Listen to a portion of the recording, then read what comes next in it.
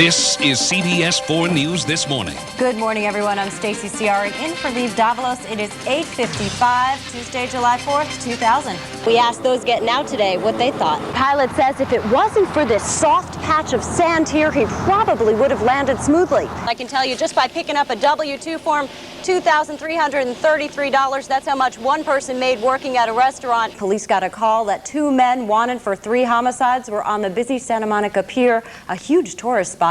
Police came over and they started to get sprayed with tear gas. Let's talk to them now. You're shaking, I can see that. And you have to wait in line. I think I found the best place to do it. They can sit there this long. Oh God, I got all the different answers here. Tonight she's home with her family, and we were there. I like that key lime pie, American style. A lot of food coloring there. That's great. That's it for CBS 4 News at noon. Thanks for watching. Maggie, what made this rescue so tough is where this grandmother ended up some 40 feet down in this swampy area. It's incredible that she was found, but it's more incredible they were able to get her out.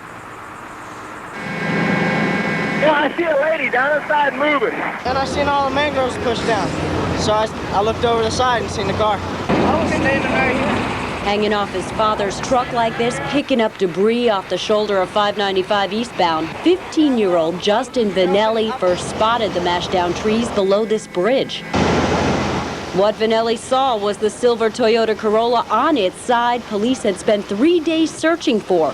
Then he saw Grandma Tilly Tudor. She started kicking her feet out of the window, and I seen somebody was live down there, so I told my dad to call the ambulance. From the top of the bridge down to the ground, it's probably about 75 feet. The car went straight down. She knew we were up there because she could hear us. And she kept trying to get our attention. We were just trying to get her to sit still. We were already calling for help. And it felt like forever till people showed up to rescue. It felt like days.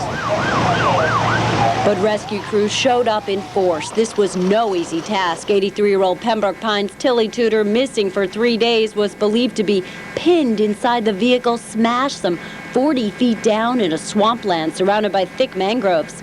Bugs, no food, excessive heat. The first thing she said was, "Can you guys get me out of here?" And I said, "That's what we're here for." She had a seatbelt on. She was basically sitting in the seat. You know, over the course of the day, she had tried to maneuver herself out, but that was all done on her own, but she wasn't able to get out because of the car was smashed down into the mud. Lieutenant Michael Hicks was the first to get to her after rappelling off the side of this ridge with his bunker gear. Chopper 4 was there as an IV was started on her, her vital signs monitored. All the while, crews used chainsaws and other equipment to cut away from trees and muck to get to her. The roof of the car had to be cut off to finally free her. She told us she saved, she had a plastic bag down there. She caught the rainwater in it to drink it. And think of how strong this elderly woman was, rescuers say, as she was being hoisted up by ropes in a Stokes basket. What did she say to them? Right when we were getting her out, she asked me if I could grab her pocketbook. It's amazing. That's why I do this.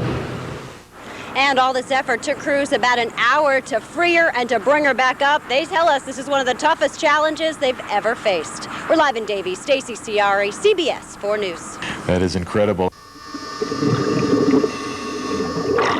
There's not a lot of guys that can say they came to the Florida Keys and found treasure. The first time you find something, it's just like, you know, feeling your first Christmas that you remember, that first present you open, the first time you see your Christmas tree, just that excitement, that feeling you get in your stomach, the excitement, and then when you uncover your first item, it's just like, wow. Some 30 feet down under the seas to the sand and bedrock. Treasure hunters like Jack Jowers say it is a true adventure. They're not pirates. All clear. Just expert divers searching for the glittery gold stuff. Today's the day. The precious metal, silver coins, gems, swords are all believed to have been aboard the sunken Spanish ship Nuestra Senora de Atocha. Records say it went down here some 30 miles off of Key West during a hurricane back in 1622.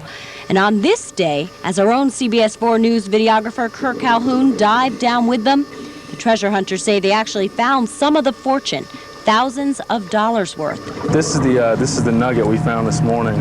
This is what you found? Yeah, this is what I found this morning. And this was, tell me again, it was just sitting there? It was just sitting there on the bottom, and you hand fan it. And that's what you're after, right there. That makes all the trip worthwhile. Just about 2 weeks ago, more of the shiny stuff was found in this exact area. Gold chains, gold bars, silver coins. These treasure hunters believe it's goodies from the stern castle of the ship, an area where royalty stayed. Back in 1985, after 15 years of searching, Key West treasure hunter Mel Fisher found the initial mother lode miles from this spot. But it's believed there's millions in gold and jewels still buried. His son and their crew aren't giving up. We found a beautiful gold nugget this morning. Found it right there. So we're working out this area and hope to find some more gold in this area. Each of these circles on the map, they're holes 8 feet deep. The treasure hunters dig them up with machinery on their boat, the J.B. Magruder. And once big enough, they dive inside them and go to work.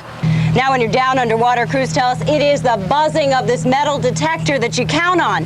You pinpoint your position, and then you start fanning. Darn excited when you hear the noise of the metal detector. Your heart starts going, and this could be it. This could be the big one. So we just dig like dogs digging up a bone. Dive after dive, sometimes turning up empty-handed, or in this case, turning up what's thought to be an iron barrel hoop from a barrel on the ship. It gets frustrating, but it's the anticipation that keeps them going and going. He's got another hit down there, another hit on his metal detector. He's taking another specialized metal detector down to try to pinpoint it and dig it out. What does he think it is? I don't know, maybe it's a gold bar. Hey, wake up in the morning excited. Have a cup of tea and get ready to go and find more treasure. We're gonna find treasure. It's inevitable. In Key West, Stacey Ciari, CBS 4 News Tonight.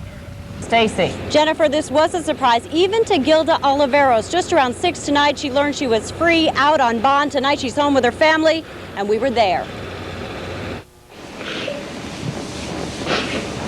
It was real cry.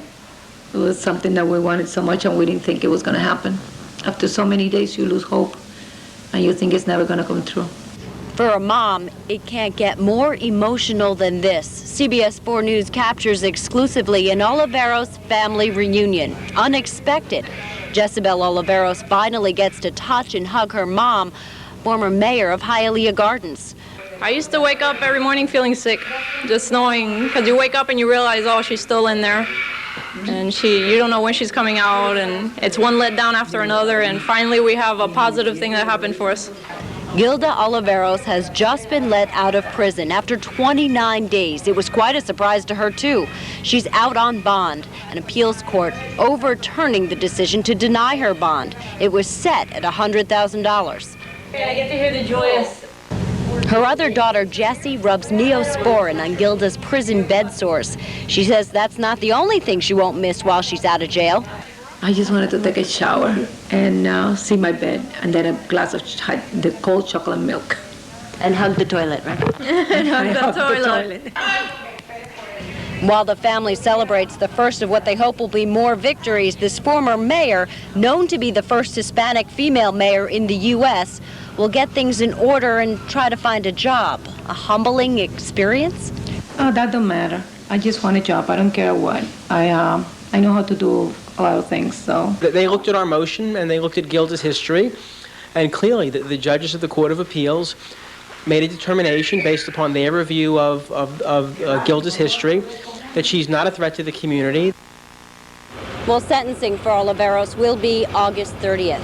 Live in Hialeah Gardens, Stacey Ciari, CBS 4 News Tonight. I'm Stacey Ciari, in for Jennifer Gould. CBS 4 News at noon is next. On a holiday when the beaches should be filled with sunbathers, instead one South Florida beach is marked by crime scene and the body of a crime victim. That man was walking along the beach with his girlfriend when they were attacked. Now, what makes this even more jarring? Evan, thank you. Police are investigating the shooting death of a teen during an alleged carjacking. Officers say the teen was trying to carjack a man inside the Summer Lake Apartments in Oakland Park. Police say the teen pulled a gun and pistol whipped the man. That's when officers claim the alleged victim pulled out his own gun and shot the suspect. Police believe there may have been a second suspect involved here. More South Florida beaches are open this holiday, and there are plenty of people heading out to the beach today. Last night, officials opened the beaches from 54th Street in Miami Beach to 94th Street in Surfside, but swimmers must stay out of this area from 1 mile out to 3.5 miles out because that is the outlet of the emergency sewer pipe. The big question now is, will it be beach weather? Forecaster Jennifer Santiago has that answer. A child injured during a road race remains in critical condition this afternoon. 6-year-old Lazaro Gary was in a pickup truck with his uncle when their car was hit. The uncle was killed. The accident happened on Northwest 47th Avenue at 207th Drive in Northwest Miami-Dade. Police say the driver of the car that hit the pickup was also killed. Lisa, thank you. It's possible the most magnificent 4th of July celebration is going on in New York. Stacey, back to you. What a great place to be, Lee. Thank you very much. A North Miami-Dade family is safe this holiday thanks to the quick thinking of their son during an overnight fire. Flames and smoke ripped through their mobile home at around midnight while they slept. Thankfully, one of them woke up. CBS 4's Julie O'Clair is on the scene now with the story. Julie. Stacey. Elliot, this whole incident began just after 1:30 this morning. Police got a call that 2 men wanted for 3 homicides were on the busy Santa Monica Pier, a huge tourist spot. One of the suspects surrendered immediately, but the other tried to escape. Then he started firing at officers chasing him. A scary scene there. Now, all the hostages were later released. None of the injuries in the shooting are life-threatening. Elliot. This afternoon, firefighters in California are trying to put out a line fire in San Bernardino County. The brush fire charged 600 acres overnight. 200 firefighters are trying to keep the fire from spreading to nearby homes. Fire officials say the terrain is very steep and rocky, and it's very difficult to get hand crews in there. Fire crews are also setting back fires, trying to control the blaze. Florida and be dry while we're watching. What do you think? Jen, that's good news. I love fireworks. I'm glad it's going to be nice. Well, you've heard of beauty pageants. Well, check out an ugly pageant. In Guadas, Colombia, male contestants with bulging bellies, crooked noses, and hairy bodies paraded on stage, hoping to win first prize in the Ugly Man contest. Contestants put on their nastiest smirks and revealed their least attractive features, all to win the $500 grand prize. Is that enough money? No word on who took the top prize. You be the judge. Elliot, what's your take on that one? I think it should have been called a bad dancing contest, but maybe their wives find them handsome. Well, their sons were standing there watching them go out there and do their thing. Straight ahead on CBS 4 News at noon. A favorite straight from the deli that you can make yourself on the grill. Mr. Food is next. And I am hungry. That is it for CBS 4 News at noon. Thanks for watching. We'll see you at 5 o'clock.